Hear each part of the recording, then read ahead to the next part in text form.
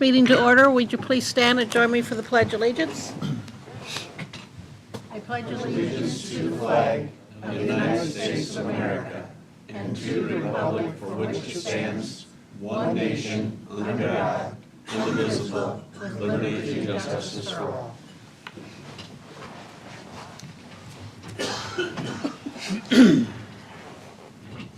May I have a roll call, please? Hannah, Yes. Callahan. Here. Rodriguez. Here. Hill, Here. Sharp, Here. Kurtz. Here. O'Laughlin. Yes. Thank you. And for the agenda tonight, we will be switching, under petitions from the public, we'll be switching A and B when we get down to that point. Otherwise, I need an approval of the agenda with that change. So moved.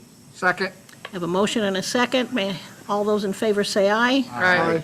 Opposed, the same. Motion carried.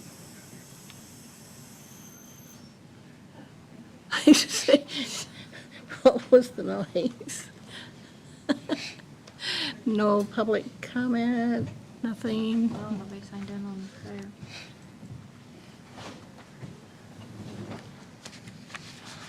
We weren't taking off or anything, were we? Going, that noise, okay. Next, I need a motion to accept and approve the consent agenda that approves the following: minutes of the November 8th, 2021 regular meeting, Elm Tree Class B native wine permit and Sunday sales liquor license application, October 30th, 2021 through October 29th, 2022. So moved. Second. I have a motion and a second. All those in favor say aye. Did we get the paperwork at the bottom? Yeah. Did I get all the ayes? Did you say? I know, but did you say aye? Opposed? Same. Motion is carried. This is pick on Bob Hill night tonight, in case anybody notices. Next. I was on after the terrible loss on Sunday. Next on the agenda is a motion to approve the claims for payment. So moved. I have a question about, is the National Research Center for 16-3, is that the one we voted on for the survey? That's correct. When will that go out? The survey could go out as early as, the first one as early as next week. I've sent the information in to them, and so, Is it going to be done as a mail, or how's this going to be done? well, the first one is for employees, so that is going to be, I'm not sure if they're going to mail them or email them, but that one goes to the employees. That one is not going to be quite as onerous. The citizen survey will be done electronically. That does not include a mail survey. Okay. Second. Thank you. I was just going to say, did I have a second? I have a motion and a second to approve the claims. All those in favor say aye. Aye. Opposed, the same. Motion is carried. Next item on the agenda is bank reconciliation. For your information, is there any questions, comments? Hearing none. Same thing is true for budgeted and monthly transfers. And also for revenue and expenses to date. Hearing no comments on all of those, we'll move down to petitions from the public, and we are going to start with Nikki from the Chamber for a request for a special event of Jingle on Main. Hello. Sorry it's so late. I really didn't even think about submitting the request, but I thought maybe you wouldn't say no even if it was late, so. So it's for December 3rd, Downtown Independence, for our Jingle on Main, our annual Christmas community event. We have got a lot of planning already started, still trying to wrap some stuff up. We're looking for somebody to drive the kiddie train, Bob. Maybe that would be a good job for you as the incoming mayor, maybe, to do something like that. The little train that said, I think I can. I think you can. You can say that all the time you're running it. Gordy can't. He told us he loves to do it. He usually does it for us, but he said his insurance doesn't allow him to bring like one of his tractors from the shop and do it. So, yeah. We'll find somebody. You're going to have the carriage rides, but you may not have Carriage the rides, train. 2 different carriages. We'll have the Cinderella carriage, and then we'll have the big one that holds like 12 people. If we didn't have something like that, everybody would want to ride. Everybody wants to ride in Cinderella carriage anyway. So we have 2 of them to kind of alleviate the Cinderella carriage. Yeah. The post-prom committee will be selling popcorn like the Washington DC 8th graders did a couple years ago in 2019. I have to think about what year we're in. Many activities. The library is having an activity. ISU Extension. Fusion Ford is going to do letters to Santa Claus. Scooters is going to have out on their front lawn. They're going to offer free hot chocolate, cider, stuff like that. The stores will be open. Santa will be there. We have 3 new characters coming to down in Veterans Park and Bland's Flower Shop. I don't know if you've ever gone out there at night and seen the star that's illuminated. Dave Erdelt made us an 8-foot one and a 6-foot one that we will light up also. So Bland's donated that to us. So It'll be at Veterans Park. yep, Veterans Park. IACT is going to sing at Veterans Park as the carriage rides come through. So just talked with Janet Harms today. So yeah, a lot. And the tree's still going to be in the park by the banks this year, right? Yes. Methodist Yes. Church Choir is going to sing I for that. did take a screenshot of a really cool tree that Waterloo is putting up in one of their parks. It'd be a great use of funds that we might have to. It's really big, and it's metal, and then they wrap it, and it's really cool. I see them a lot in my magazine that I get from the company from Illinois. So, yes. Any questions? Sounds good. Make motion to approve it. Thank you. Do we have a motion and a second? If no discussion, I will ask for a roll call, please. Callahan? Yes. Rodriguez? Yes. Hill? Yes. Scharf? Yes. Kurtz? Yes. O'Laughlin? Yes. Hannah? Yes. Thanks, Thank guys. you. And thank you Motion for is forgiving carried. me. Thank you. Next on our agenda is our special friend from Spear Financial. Comes with everybody. all the information. That's right. I'm Maggie with Spear Financial. The Waterloo tree is really cool, actually. It is metal. They were just putting it together the other day. I look across at it out of my office window. So the TIF and debt report is the report that we bring on an annual basis. I remind you, if you have binders, you can go ahead and rip out the old information, insert the new information. You did receive this in your email packet, but we also did bring you a hard copy with hole punches. The red section of your report outlines the general obligation debt that the city has outstanding. We go ahead and if you want to turn to page 2, we'll kind of explain the newest issuance that you did was the second large set of column in the 2021 debt. We give you on all of the debt that it's outstanding, the amount that was issued and the name of that issuance. We'll give you the date of issuance, and the TIC, I remind you, is the true interest cost associated with the bonds or the true interest rate. So as you can see on the 2021, it's 0.9736%. We had a very low interest rate this year on the bond issuance. 2019 was still even under 2%. We give you the principal, we give you the principal and interest. We also give you, there's an underline under principal amount. So in the 2019 issue, it's under the 2026 year at $130,000. In 21, it's a couple years longer out there at 2028. Those are the dates that the bonds become callable. That means that's the date that you could call the bonds in whole or part, so pay them off early. You could refinance them if interest rates are lower at that time of that call date. Otherwise, you can just continue to pay on them. That call feature is only at your option. No one can call the bonds in on you. So in the center, we give you the total principal and interest. And then we have shown you the different ways and methods that the city is using to buy down the debt service levy overall. You can see in the yellow column right there in the center, you're using TIF. You can also see the local option sales tax. You're using some local option sales tax for a couple of different ones and sewer revenue for a couple of different bond issues as well. The far right column, that's very large, is your total property taxes. This is the amount of dollars you will levy in fiscal year '23 as you get ready to prepare and do your budget, unless you find sources of revenue that you are saying, oh, we'll buy it down more. The nice thing about a general obligation bond is that it can be paid with multiple sources of revenue.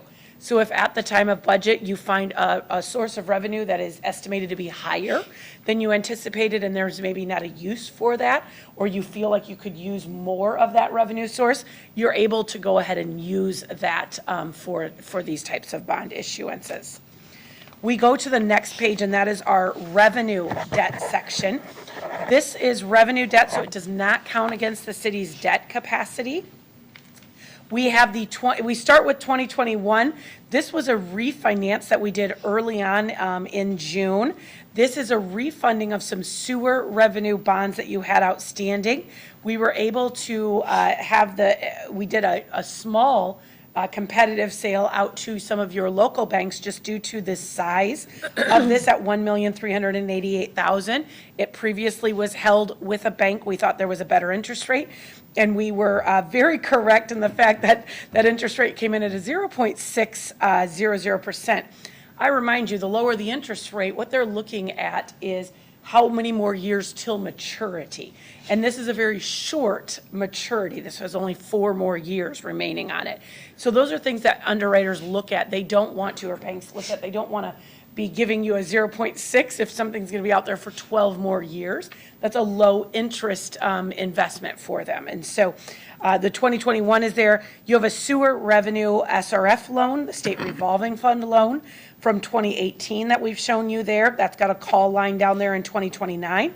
Then as part of this year's issuance of debt, you'll remember the sewer portion was done in your GO bond. The water portion, due to its size of about $1,140,000, was done outside and done with this revenue note at the same time. This interest rate is a 1.5396. It's callable also in 2029.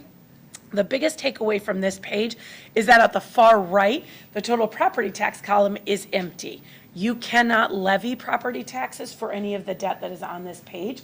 All of this debt has to be paid with the revenues of the system, and you're required by the resolutions of those bond issuances that you will keep rates in a structure that you're able to not only pay the debt, but there's some cushion over and above.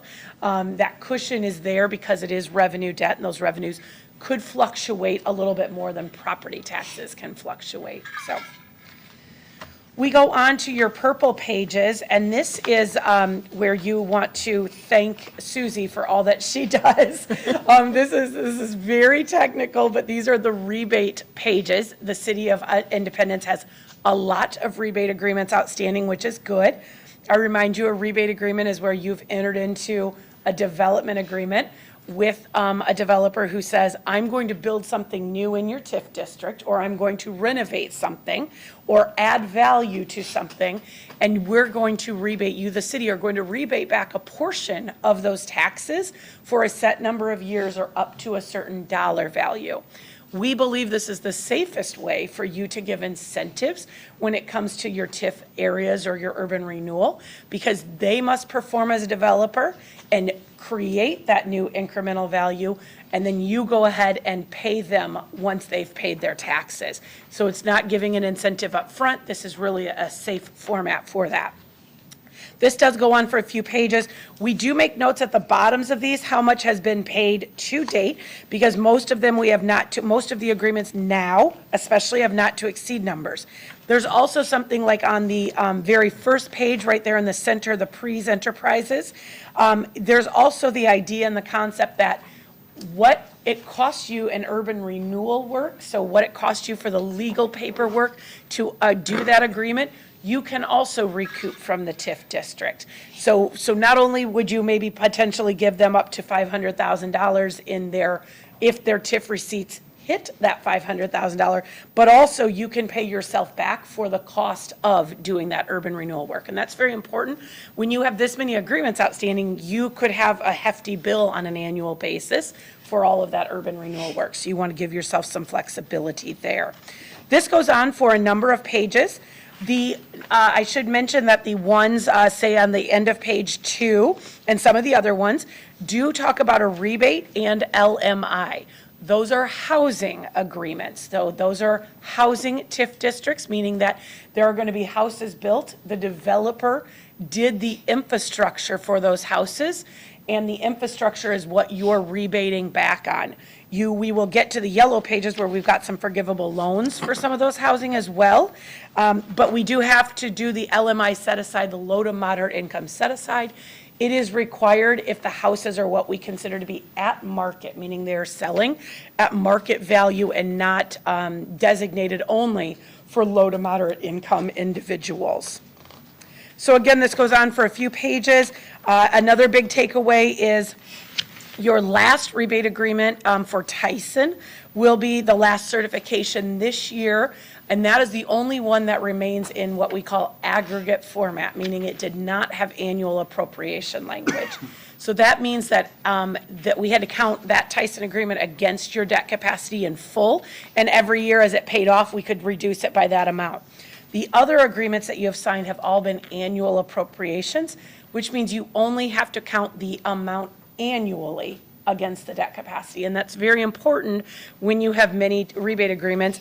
As you can see, the annual appropriation portion of all of the rebate agreements is 2.6 million. So if we had to count that against the debt capacity fully, that's a very large hit, other than we can just count 291,000 in fiscal year 22 because that's the annually appropriated amount. So that's very important there. We go on to your yellow pages, and this is where we break out. So we looked at your red pages, that's your original GO debt. The yellow pages are any TIF that is going to be used on that general obligation debt. We may do a bond issue, and not all of it is going to be paid with TIF. In the 2021 bond issue, not all of it is going to be paid with TIF, and you can see that you issued $2,700,000, I believe, and $70,000 for your GO bond issue. There's only a portion of that, this $320,000 portion at the end of page 1, is what is TIF eligible. And those are conversations that we have with your administration and bond counsel to determine your urban renewal work, and also, again, what is eligible to be paid back with TIF and what is not eligible. So we give you all those breakout schedules, and as I said on page 2, you do have some rebate agreements out there in that purple column. And then also you've got some forgivable loans, and those forgivable loans are where you're collecting 80% and paying yourself back for some loans that you gave some cash up front for infrastructure. The developer on the other side is getting 20% as their rebate. And then the very far right column, or the large column there at the right, is the total TIF taxes that you're going to ask for each and every year. I always say this is a minimum. You will see that we are recommending usually that we round that number up a bit. So if it's 614, you round that up.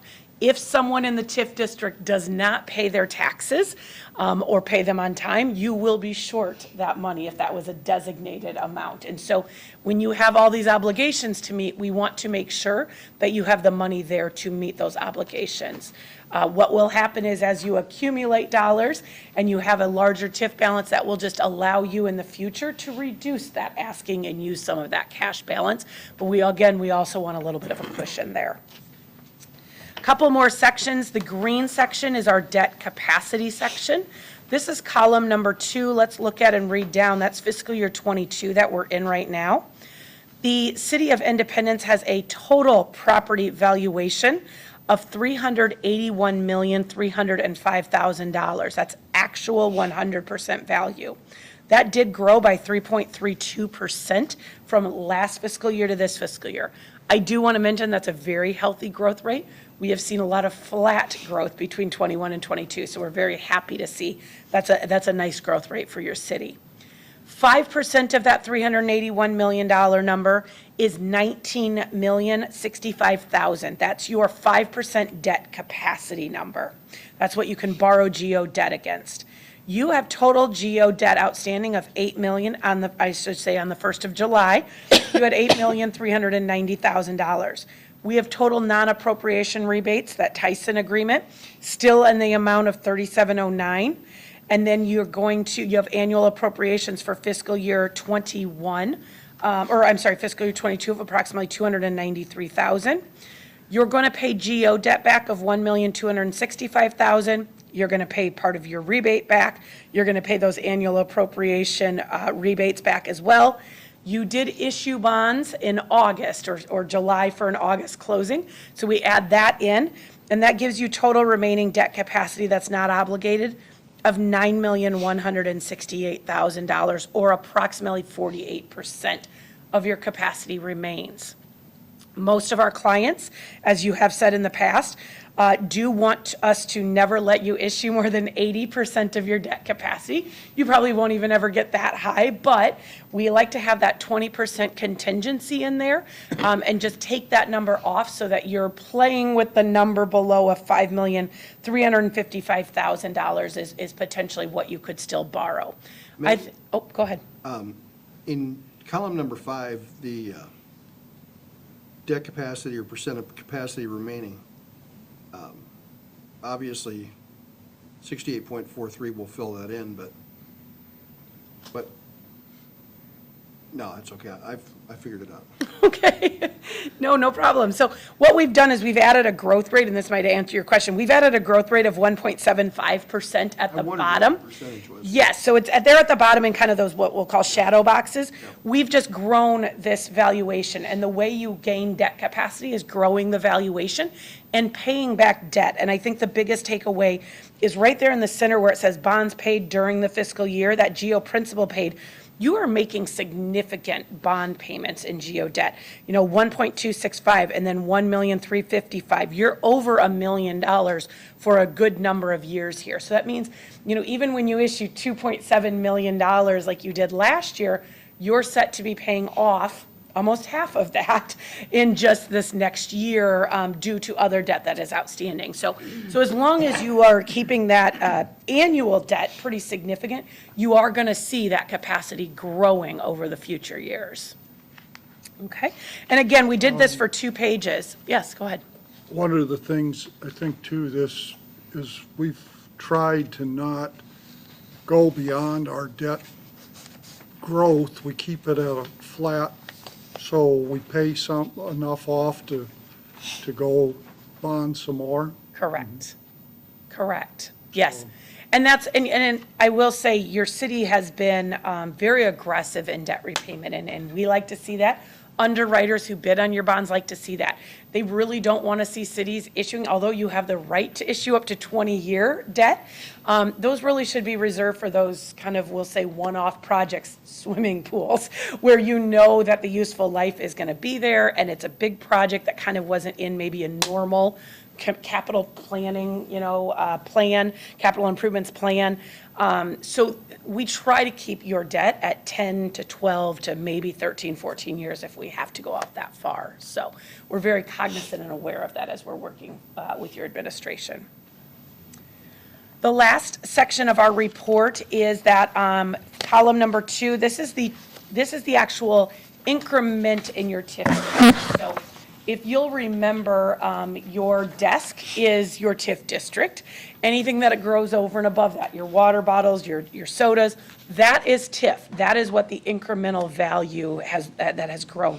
What we are showing here is what the growth has been since inception of all your different TIF areas. Column number 2, fiscal year '22, we have commercial incremental value of $26 million. We've got industrial of about $7.6 million.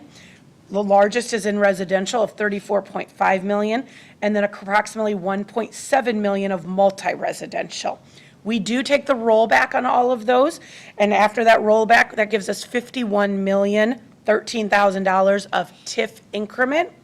We take that times the TIF tax rate, and that is the debts, that's the combined city, county, and school, and it's minus everybody's debt service levies, minus Pebble, minus school instructional. So that gets us to $32.88.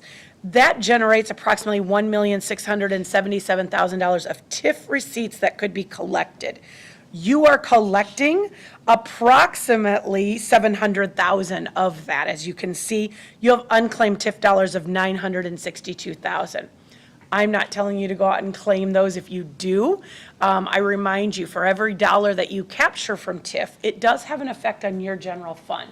So by keeping your askings about the same every year, or continuing to ask for a little bit more every year based on the growth that you're seeing in the incremental district, then that's fine as well. But if you just went out and asked for all of the 1.6, you would see a severe decrease in your taxable valuation next year for your budget and what you could do from a budget perspective. So this goes on for a couple. Your TIF district, although the city valuation only grew by 3%, the TIF district grew by 5.4%.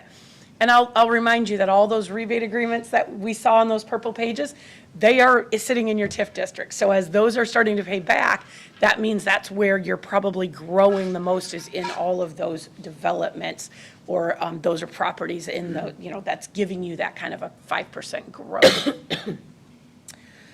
With that, I'd answer any questions that you have.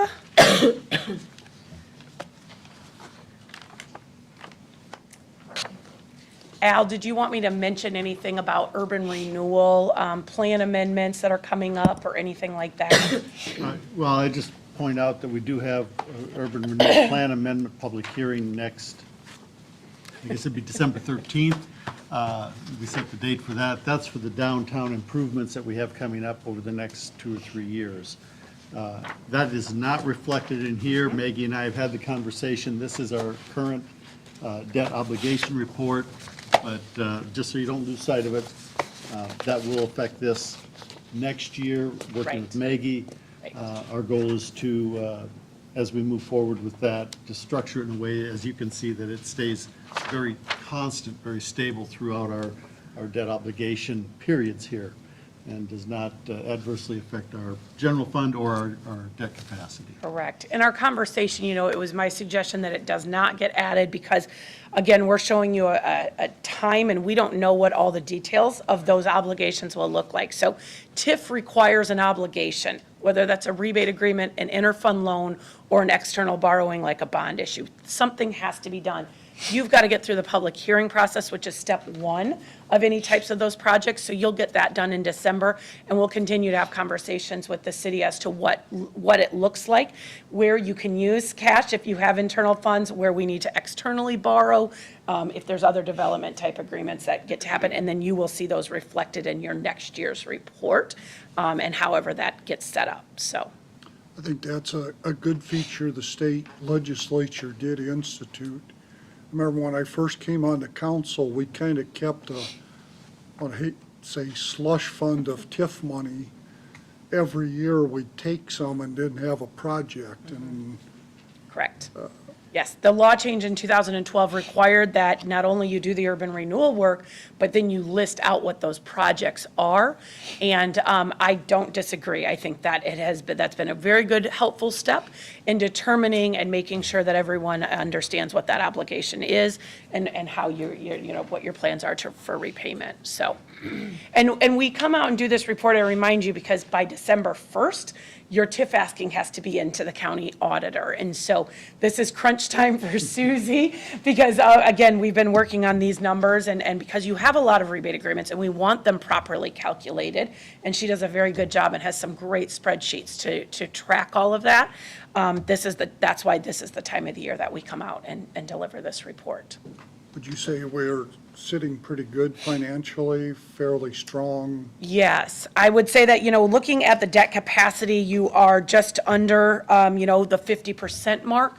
Again, you had a larger issuance than you usually do, let's say, but part of that was we added in that sewer GO. We added the sewer into the GO. That made the issuance a little larger than we had anticipated.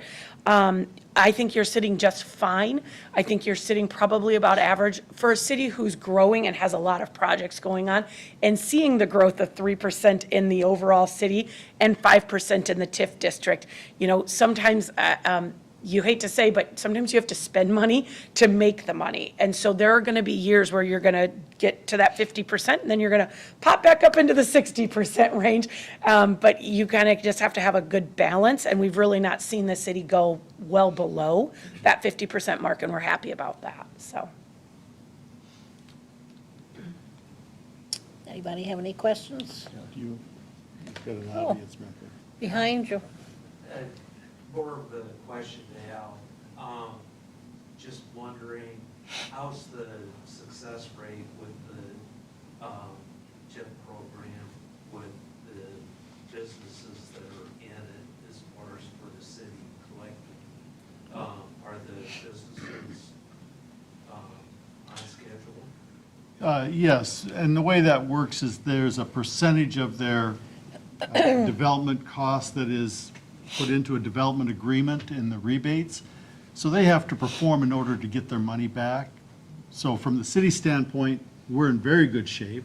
It is a descending tier, 90, 80, 70, 60, 50 over the course of 10 years that they can capture until they reach their full amount.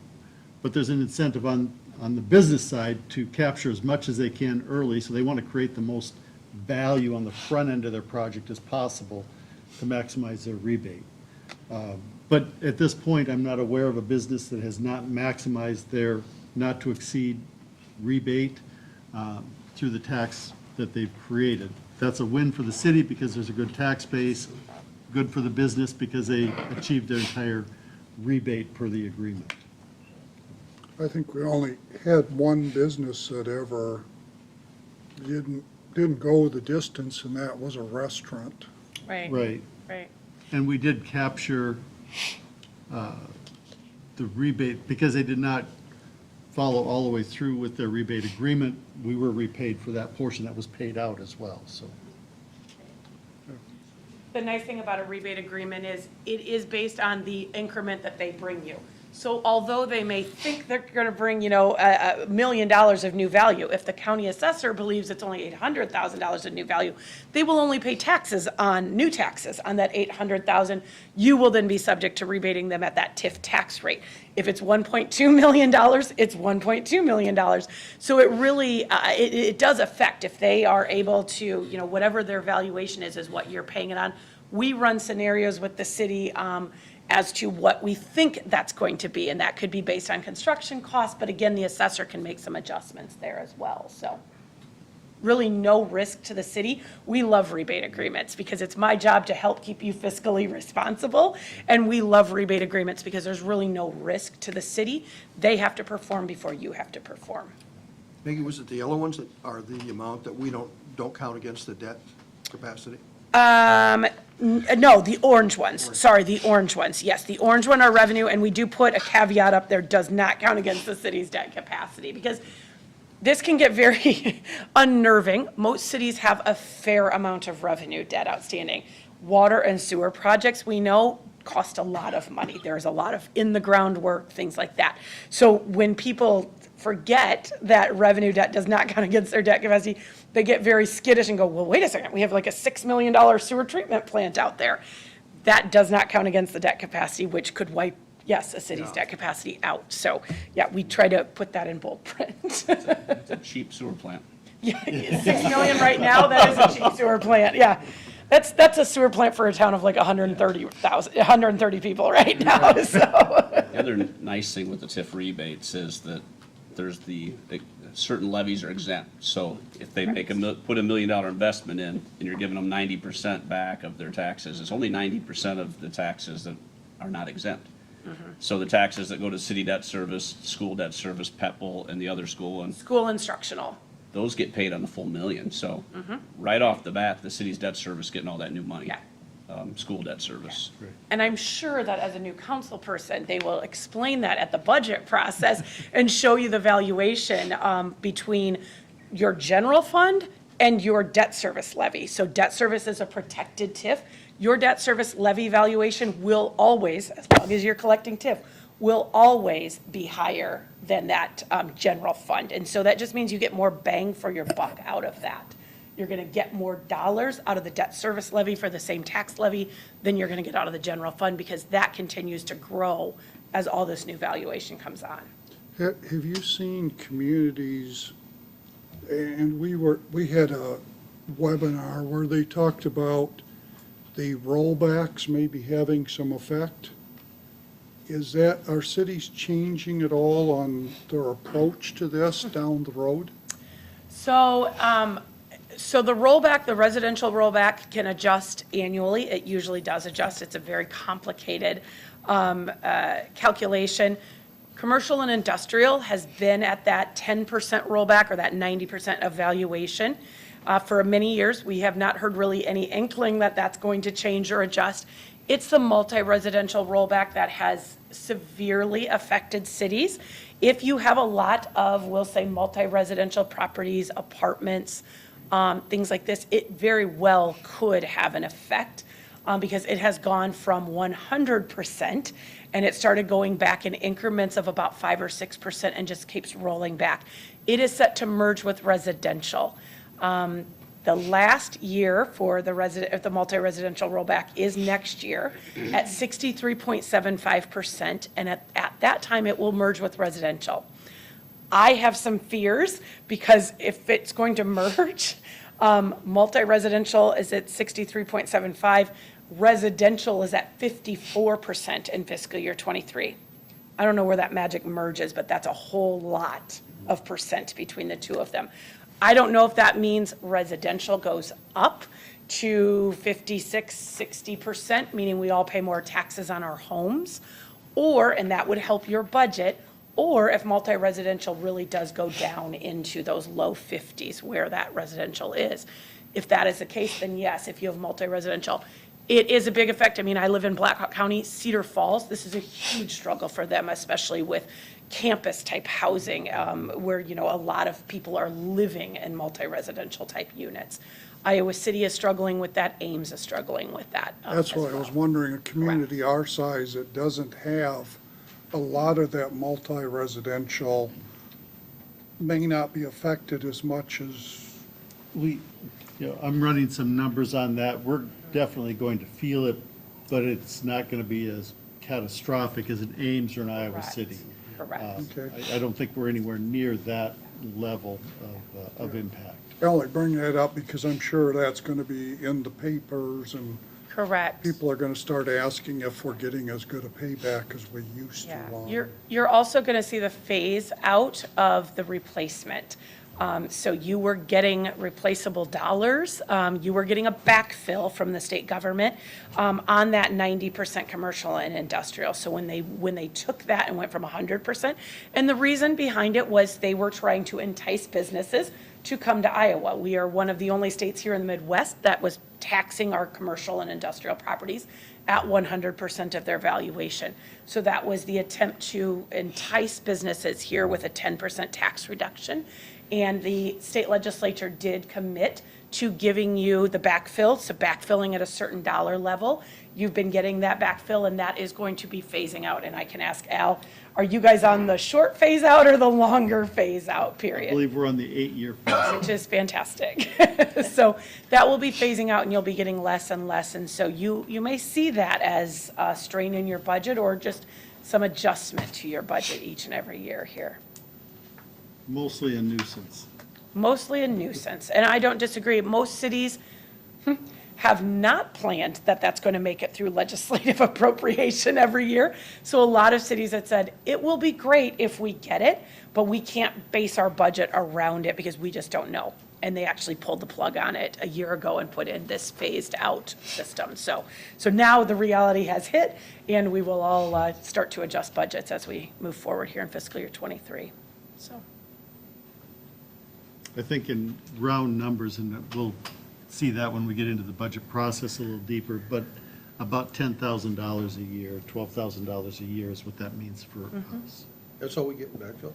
No, that's what we're going to notice as a reduction each year. Each year. We've been, about $100,000 in Yeah. backfill. Yeah. But if we divide that out over the 8-year window, 12,000. Yeah. in rough numbers, again, I think that's what we're going to see. Right.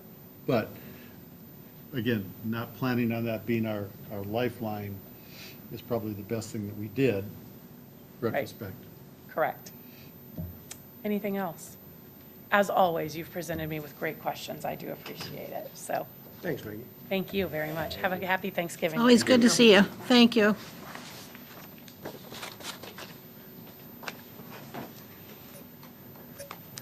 Okay, we're down to hearings and ordinances. Motion to consider adopting the ordinance for the third and final time for our rezoning application. So moved. Second.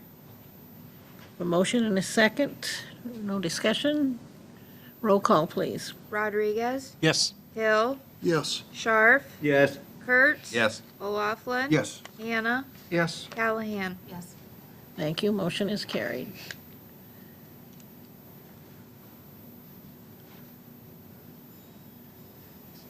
Next is a motion to set the date for December 13th, 2021 at 6:30 PM for a public hearing on the amendment to Chapter 3 wards and precincts. So moved. Second. Do you have a motion and a second? Do we need a roll call on this, or no? All those in favor say aye. Aye. Opposed, the same. Motion carried. Thank you.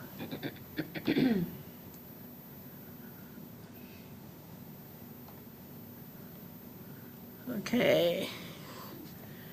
Next is a motion to approve a resolution approving the fiscal year 2023 tax increment financing indebtedness certification and authorizing the city clerk to submit the indebtedness certification to the county auditor. So moved. Second. A motion and a second. May I have a roll call, please? Hill, Yes. Scharf, Yes. Kurtz. Yes. O'Laughlin. Yes. Hannah, Yes. Callahan.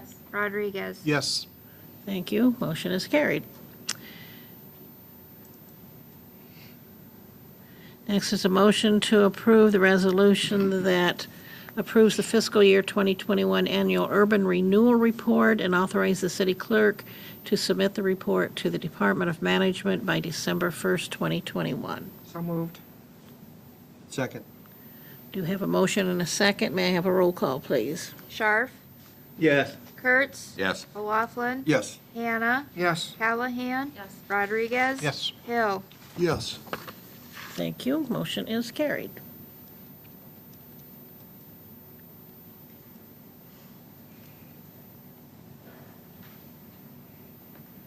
Next is a motion to approve a resolution to assess property owner for Chapter 52 mowing failure to comply.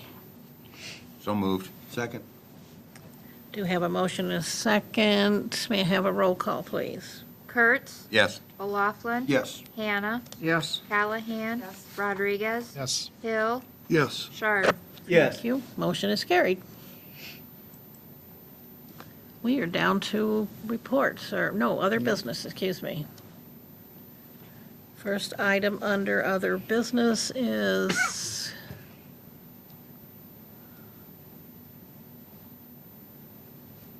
a motion to accept Councilmember Hill's resignation and declare a vacancy for the at-large one council seat effective January 3rd, 2022. So moved.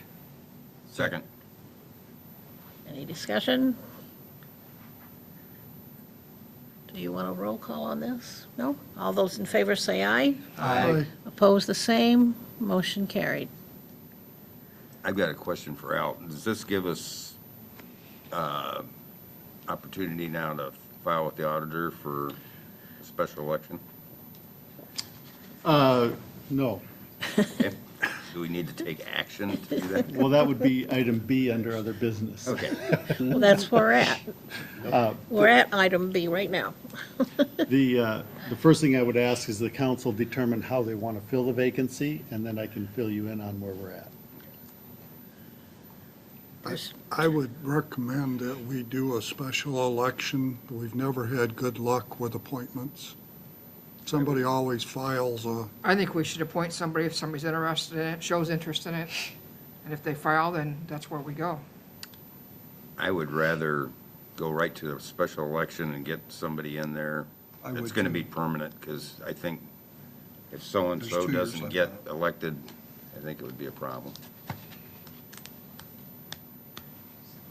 My suggestion to the council would be that you have a motion and you vote on it. I understand there's a dissent in how we do that, so I think you want to start with a motion and see where you, I'd make a motion that we hold a special election to fill the vacancy. Second. Do you have a motion and a second? May I have a roll call, please? O'Laughlin. Yes. Hannah, No. Callahan, Yes. Rodriguez. Yes. Hill, Yes. Scharf, Yes. Kurtz. Yes. Motion carried. So with that, we will notify the county auditor tomorrow of the council's desire to fill this by special election. We've put a timeline in front of her that, and I know that Chris is working with the Secretary of State Legal Counsel on what that looks like. They don't have a clear answer yet. I did copy her response on this agenda item. Just in her defense, I know that she's swamped with things going on right now, and she's just coming out of an election, so I think there's some things that we can work on with her. What you've done tonight, the actions that you've taken tonight, will expedite whatever they're allowing us to do. The question remains whether or not the vacancy being declared tonight starts that clock of 32 days minimum notice to the county auditor, or if that clock has to wait until January 3rd to start ticking on the 32 days in that window. What complicates this is the blackout period for special elections due to the redistricting. Come January, there'll be a window of time where we're not allowed to have elections because of redistricting. Now, it doesn't affect us, but it does affect others, and so there's a time period in there where they don't allow it. So we're hopeful that we can get this in before that blackout period. It is an at-large seat, so the redistricting has no bearing on us, but we still have to adhere to those guidelines. So we'll expedite this. The timeline that I have asked the auditor to look at is a January 4th special election, which meets the 32-day window of notifying her of the special election. There's a 25-day window for interested candidates to file their petition for, of candidacy. That would be December 10th as a deadline for filing, if we can meet that window. And that would set us up, like I said, for that potential January 4th election. They may ask for it to be January 11th, but January 4th is what we're targeting.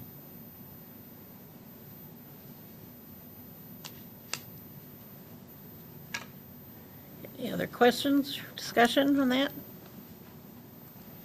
Last on my agenda is the engineer. Do you have any updates for us, for anything? I just have one quick project update. It's related to the 6th Avenue Southwest Trail project. The contractor has completed those items that were deemed critical to that project. There is some fence that's going to remain for the spring and also some seeding that'll occur in the spring. But their fence contractor, all but that privacy fence, will be installed, they tell us, by the end of next week. Contractor will be in to finish that work. Where's the other chain link? The other chain, there's a portion that's up at the north end of the trail that's next to Mr. Studer's. There's a portion of that he wanted chain link, so there'll be a little bit more of that, and then there's field fence along those fields there, Dennis Crawford's field and others that'll get installed, not this week, but next. What date they complete it, Brian? The 16th, November 16th, Which was, Tuesday. Tuesday. Yep, we went out and made an inspection. They contacted us. that so they we're were- at $6,000 that they don't get paid. is that right? 16 days, as the contract is written, and that's something that we'll talk about at the Public Works Committee meeting, is to look at and for future council action. The request was for that contract extension. The council's response was, we're not going to consider that extension until these critical items get done. So that'll be something we'll talk about at Public Works and come back to the full council for action on that at December's first meeting. I was surprised, once the trail was in, the wall doesn't seem so foreboding. I mean, it seemed huge before the sidewalk was in. And the contractor mentioned that Mr. Studer had positive comments to say about how the project finished up, so I was happy to hear that. Yeah. I didn't realize we also went with the push-button warning lights. I thought that was a very good thing we we put in. The parents in my subdivision out there are very happy about that, too. Yep, that was something that was included in the original design. It's pretty important at those mid-block crossings because we don't have a fully controlled intersection there to have that additional measure of safety, so. Well, that's a feather in you guys' cap for coming up with that with the design. Well, thanks. I think that was team effort, part of the Public Works Committee. Those details were worked out in the Public Works Committee, so we appreciate all that input. Any other questions? All right, thank you. Thanks, Brian. Thank you. We are down to reports. Is there anyone that would like to start with anything other than wishing everybody a happy Thanksgiving? One thing I got is I encourage everybody to try to get out and ring bells if you're able to do it. It's local for Buchanan County. Easiest fundraiser you can work. We did have our quarterly watershed meeting last week, and I've been elected chairman of the Watershed Authority. Mr. Shank has been on it for 7 years and decided it was time to give it up, so I guess I'm on for a while again. Congratulations. Thank you. You enjoy that one, though, don't you? Yes. Learned a lot on that and shared a lot with them. Anyone else?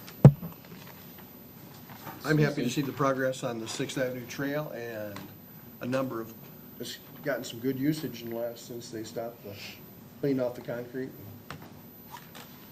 Good. Susie, do you have anything else you'd like to mention?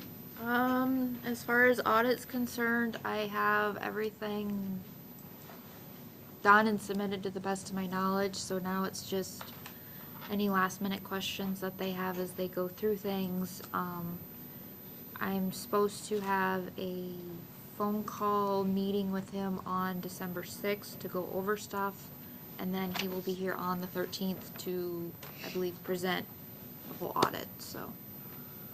And then just working with Michelle and Lisa on year-end tax preparation stuff, so.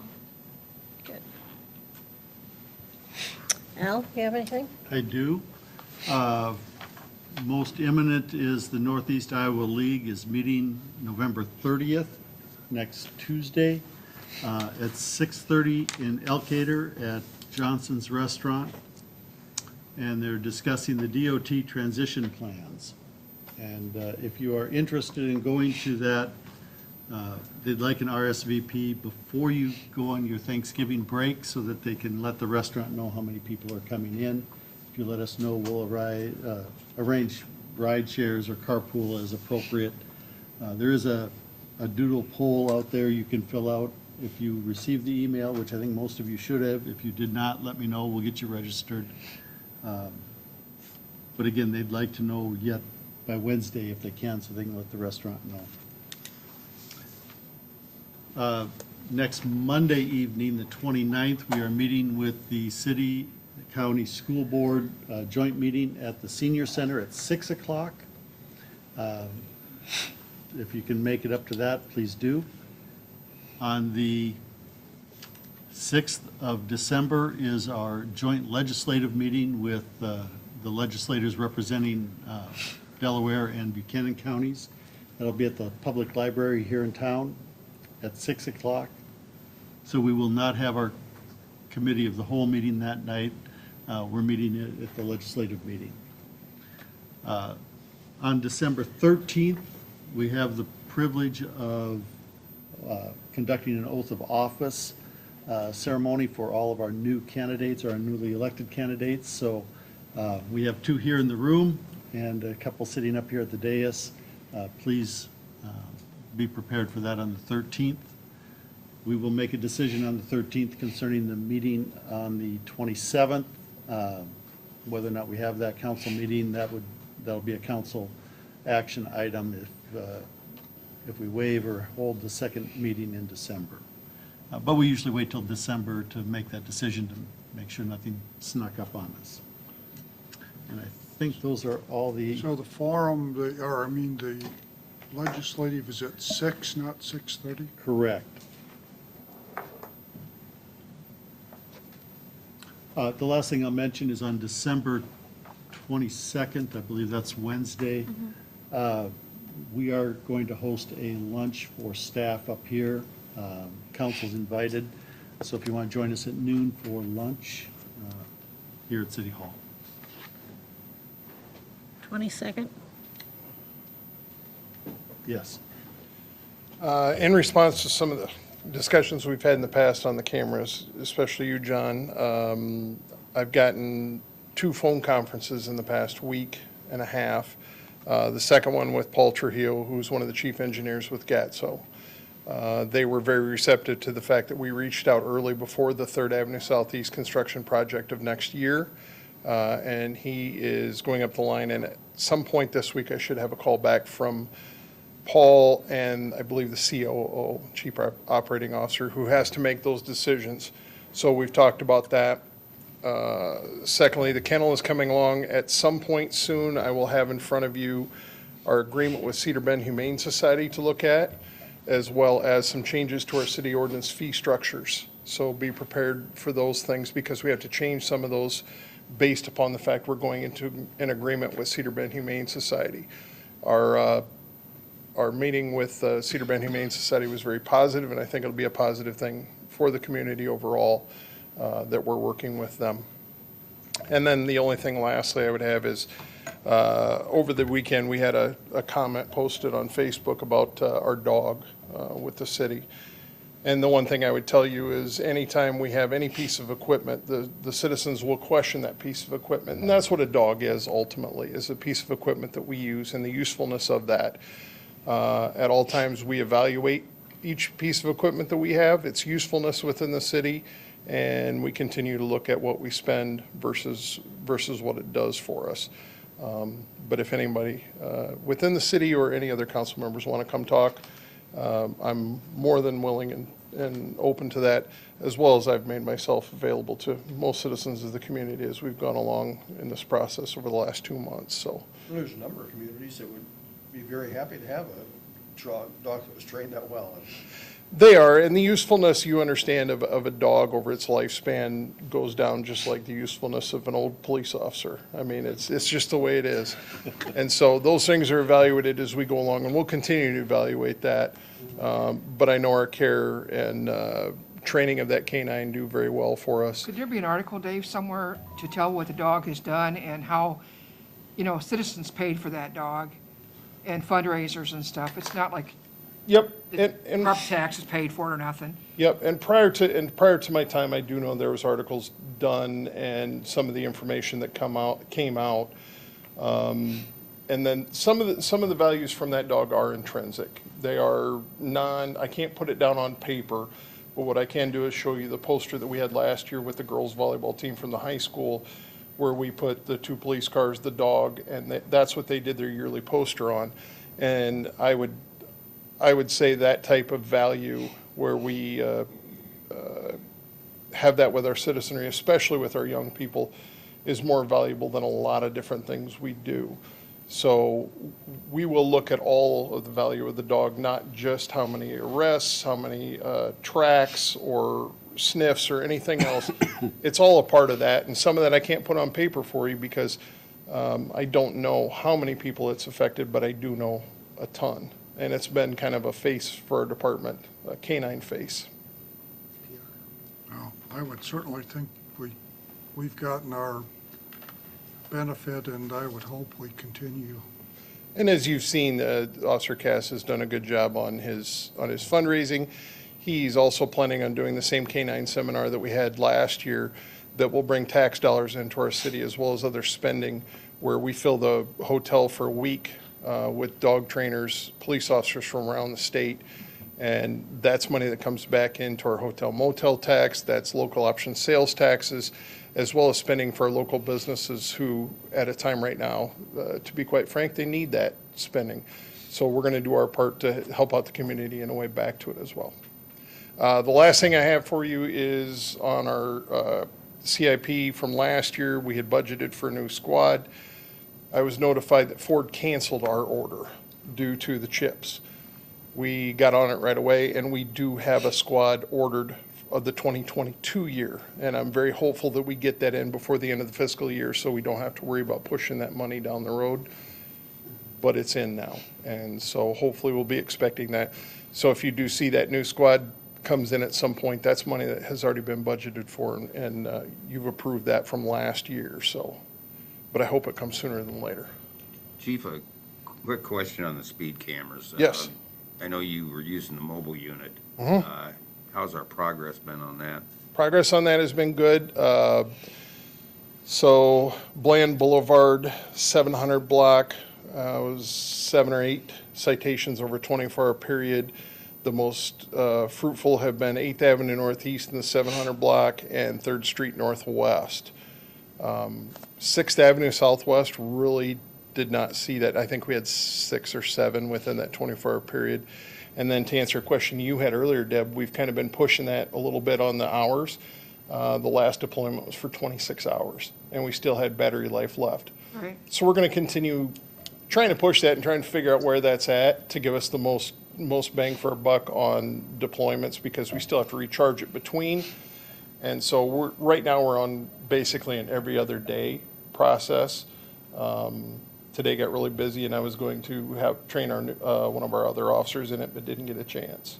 So we're getting that going though, in between everything else we got going. Good progress. When you talk about social media, Dave, too, there's been stuff out there about the paying of the tickets you get. You guys probably seen it. You don't have to pay it. If you don't pay it, this is how they get it. What can you say about that? Well, we've got a couple different ways with that. We can issue municipal infractions based upon those tickets. The other way we can go about it is by going after tax return money, lottery winning money, things like that in the future. And that's something that the council will have to decide down the road.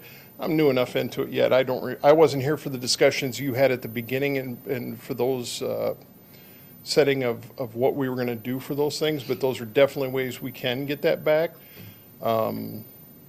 So it is not something that you can throw away and think that there's absolutely no way we can get it back. We can. But we'll have to make a decision as a city as to where we go with those debts to us. Is the higher percentage just paying the tickets and not letting them go, or do we know? Without knowing all the numbers, I'd say yes. But I've just gotten to the point where I'm getting you the numbers on what we have had paid and the violations that we have, and then we see the clawback money, but it's hard to see the money that they shift to us, and it's hard to know exactly where those come from, because if a person pays a citation from 6 months ago, but it shows up in my November report, it's not necessarily an October citation, and I don't know that. All I see is the number on the citation. I'd have to do hours upon hours of work to dig into that. But that's something, as I learn that system too, I might be able to do more reports on and find that out for you too. So just the public knows that you can't get a ticket and just never pay it. There's ways to get it then. And I think that's been widely publicized because we have 2 major cities around us, Waterloo and Cedar Rapids, that have the same camera systems, and they also are going to do the Iowa program where we file with the state and we take that money back through tax returns, lottery winnings, or things like that are available to us. Just like any debt that we would have, overall, we do have ways of getting that money back. I think the difficult ones of that classification would be out-of-state people. You know, not that there'll be a small percentage, but if they aren't getting a refund in Iowa and they're gambling in Iowa, and the Iowa people, or especially around here, if you aren't collecting it that way and you send them a notice of violation under your municipal infraction chapter, just to kind of hey, we can go this route and you're going to pay your ticket and you're going to pay another $100 and some in court costs, or you can pay your ticket. But there are definitely ways. I think it's just the out-of-state ones that could be more difficult, and you can't put it on their credit report. That is one prohibition, and that would be a good motivator for people in any state, but you can't do that piece, so. Couldn't you use to that they couldn't renew their driver's license if they had any outstanding bills like that? Does that still? That's Not with this kind of a penalty. Okay, That's for traffic tickets only. okay. And then like our parking tickets, if I write a parking ticket and they don't pay it, That goes to the county treasurer, and then they cannot get their license plates for their vehicles registered in their name if they have that outstanding debt with us until that's paid. So those are the two areas we have with that. But the state DOT finds that it's a separate deal on the traffic camera tickets, and they won't allow us to do that. Yeah, because they aren't certain that it was the owner who was driving, if that makes sense. I mean, it's the penalty for the car that was speeding, not the Yeah. driver. But they won't let us take a picture of the front of the car to prove that it was the person driving. Just wear a mask. Really, the proper way is if somebody doesn't want to pay the ticket, though, to come in and talk to you about if they think that really they got it wrongly, Yeah. and just not And I avoid it, think- not pay it. I think last week we had a total of 15 hearings, and out of those 15, I think we had 3 in person. The rest were either by mail or by phone. So we're having the hearings, we're sitting down talking to them. Captain Lau's doing the majority of the hearings. But it's not that difficult if you do want to come in. And we take a lot of phone calls on that. We probably average about, I'd say, 2 to 3 phone calls a day on them at the office. So we're handling those as well as they come in. One question, I know some people don't like the camera, some don't care. It's kind of a moot issue on having the cameras until the contract ends. And Al, do you kind of know when that will be? I want to go back and look at the contract. I think it's a 3-year contract that we have with them on the contracts. So, I mean, we live with them till at least this contract is done, so. I know we had a lot of discussion when we first did this, and discussion back and forth between the 20 miles an hour and 25 miles an hour. And I think that's one of the biggest gripes I hear, that it's not 25. It's 25 in the St. John school zone, but in the public school zone, it's only 20. And most cities you go to, it's 25 in a school zone. And that might be something we need to look at down the road. But then we're back at the same speed limit then. It's 30 through there right now, so if it's 25 and you're allowed a 5 grace period, you're at 30. Good point, Deb. So that's why I think we went to 20. And I think the other thing is, John, if we're looking at the differences between the 2 school zones, and if we say they're both school zones, are we just too high in the St. John's area, and do we need to lower that? So, I mean, I think that's the other side of the argument there, instead of saying, Those streets are 25 mile an hour streets, right? correct. So And I would argue that the traffic up there would be just as lethal if an accident happened, and I would also argue that there's probably a higher incidence of the heavier vehicles in those areas too at times. But on that block of St. John's, you got a lot of stop signs, whereas like through Main Street, you don't. So the one thing that I'll caution the council on, this is reports and it's a good Yeah. conversation. Yeah. I'd really like to have this conversation as an agenda item first. Sorry. No, Agreed with I'm sorry, I got you going in the wrong direction, and that's my bad. I'll take this loss for the team tonight. We jump on board with you real The quick. night of Jingle on Main, we also, and we'll have First Street Bridge closed, but isn't there that weekend a big wrestling meet going on where we're expecting a large number of people coming into my community? Is that, you're scheduling to adjust to that, or understanding that, Yeah, or do so- changes? So that large wrestling meet at the high school has always been well-run by the high school and the coaches and the athletic director. There'll be an influx of traffic to that west side, and what we'll see typically on Saturday, we'll see that largest influx along First Street West and things like that. But for Jingle on Main, we're adjusting, and we've also talked about some safety precautions to that. And then we will look at Saturday, but typically there hasn't been a rise in anything that we need to be concerned about. Probably because on First Street West between 20th and the downtown area, it's so busy with traffic that no one can speed there anyway, which is a good thing for our businesses. So we'll look at that, but we haven't done much with that in the past. The biggest thing there becomes a parking issue, because out there they get so many vehicles in. Well, and I'll work with Justin at the high school to make sure we get information to those those people who are coming to watch their children and to be Because fans. I think this land's the same every year. They actually have Jingle on Main because they know the extra people will be here to participate in it and such, so. I think somewhat. I don't think there's as much of a crossover between the two events, but I think anything's positive for a community that brings people in from anywhere else, so. Yep, for sure. As a staff, we're looking forward to it. Yeah, Thank you. thank you. Anything anybody in our audience would like to say or mention? Just give you the opportunity. Oh, if we have nothing else, Just a note, I'm involved with the city of Piasta too, and their mayor resigned as opposed to getting elected to a different position. I sent you their schedule. They actually have got arranged to Dubuque County Auditor. They'll have an election January 25th. So, Okay. I don't know if every county can make things work kind of on the same time frames, but just so you can see what they're doing in that regard. Thank you. Yes, sir. good. Didn't he the second one that resigned? He resigned ahead of the election, was the only guy on the election, got elected at the election, then he had to technically resign again. So, there's a long backstory. All I'll say is he was a really good mayor. I'm not going to ask for anything on that comment. Okay, if there is nothing else, I would ask for a motion to adjourn. Don't move. Did I hear a second? Okay, I have a motion and a second to adjourn. All those in favor say aye. Aye. Opposed, the same. Motion carried. We are out of here. Thank you.